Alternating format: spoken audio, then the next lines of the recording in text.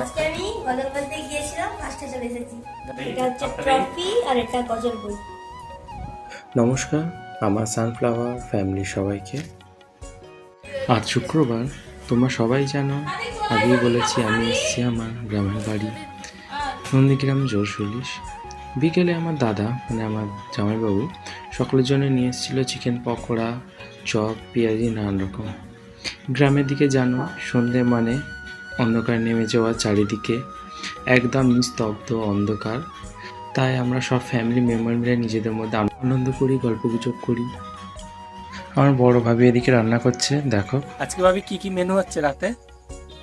ডাল হচ্ছে, মাংস কষা হচ্ছে, আর ওই ডাল দেখিয়ে দাও। ঝোল, এই যে ডাল। ডাল, এই যে ভাজা। এটা